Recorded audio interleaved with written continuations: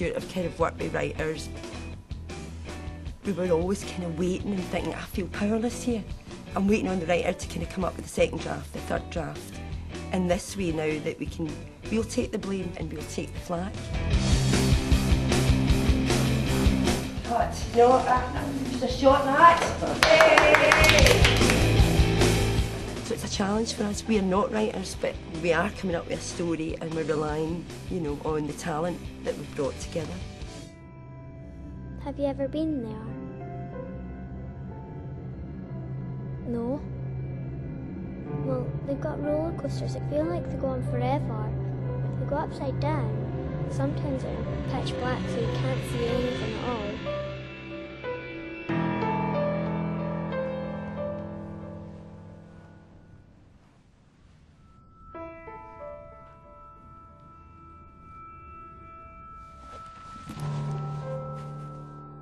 It took us quite a while.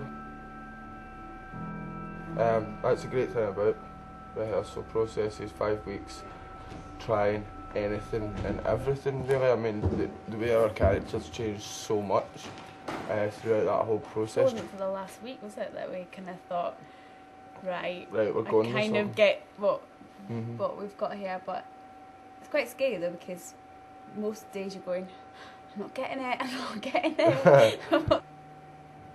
The film changed as well as it was going along during the shoot and stuff like that, so there was a lot of stuff that we never took for the rehearsal room into the film, which maybe we might have liked to do in that. It's because everybody was trying to get hold of who these people were, and we were trying to get hold of what the story was, and we were trying to get hold of what the relationship was, because we didn't know exactly what these characters were. Like, it wasn't really until filming or the last week that we were like, right, okay. No pressure. Maybe this is...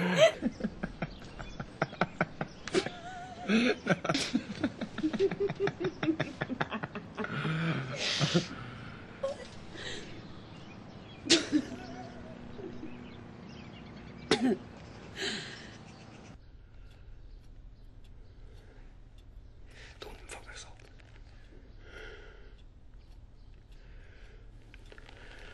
This could be good for us. Hey. I think Des is this kind of guy that maybe he's always kind of, he's a bit feared all the time. He's always as if somebody's after him or he doesn't get things quite right.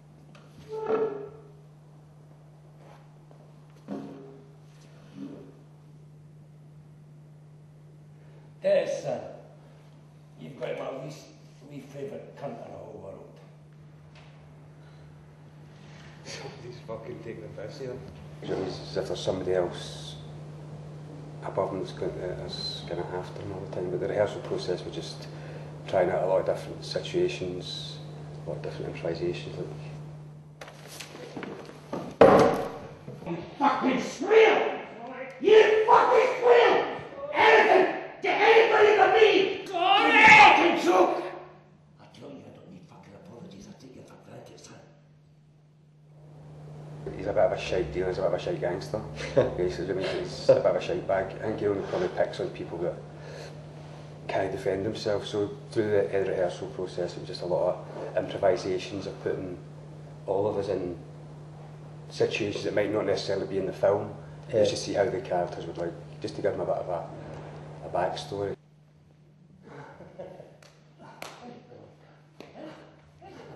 I can put that piece in, like somebody's smacking me.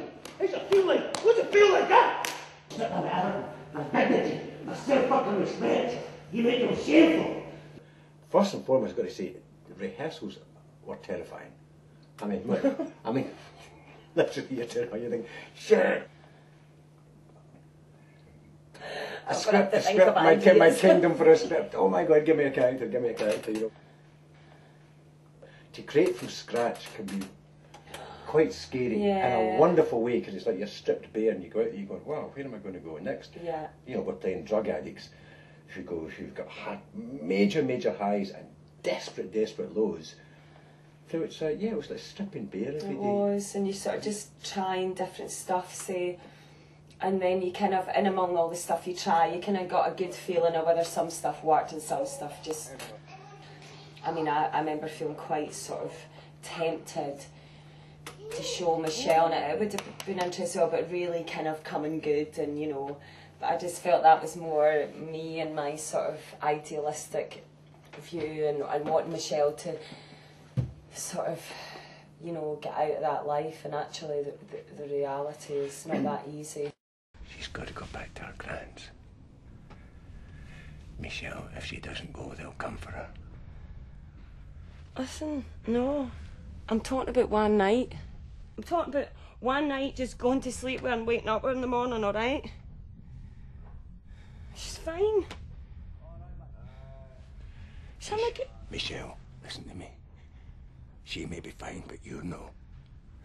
It's just really what works. And it's just, I think, really as well trying to get to a point where you're not really acting, you know the character so well that you can just kind of be with it, you can just rest with it.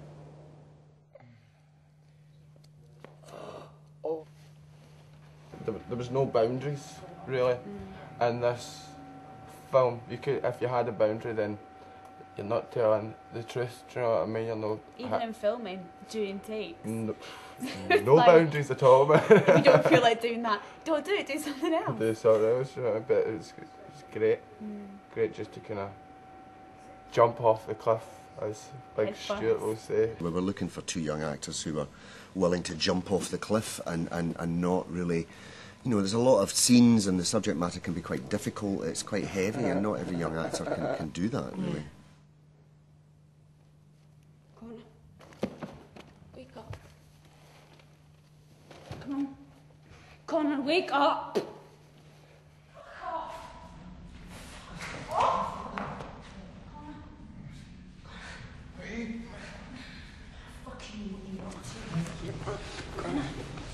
Connor, come on. Wait,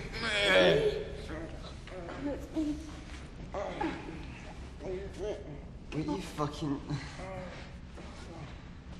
He's a fucking rent boy.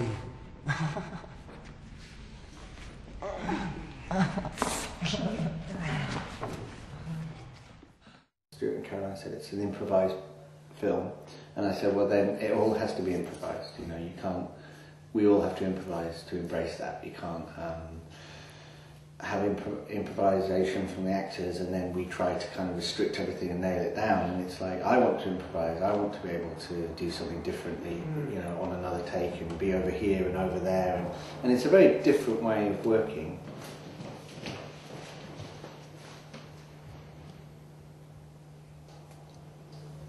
The fact it was handheld and there was no real script, there were just scenes and sort of jumping off points for scenes and themes. It's great for me because it just means that it's not dictated before you start. My last day of the shoot, I got to work with Gary Lewis, did improvisation with him, and that was amazing. That was really amazing. I think, you know, when you're working with such an experienced talented actor, not that you're not experienced, not experienced, not Compared to Gary Lewis, totally man, done nothing, no. You're one of Michelle's punters then? Yeah, man.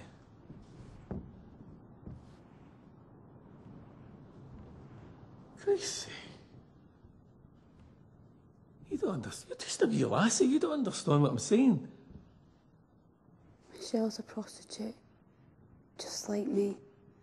I know now the reaction is going to be, I know, Grimfest, another Glasgow shocker, drugs, sex. I can see the tabloid headlines now, and I would just say to people, look for the beauty and the love. Yeah. So there.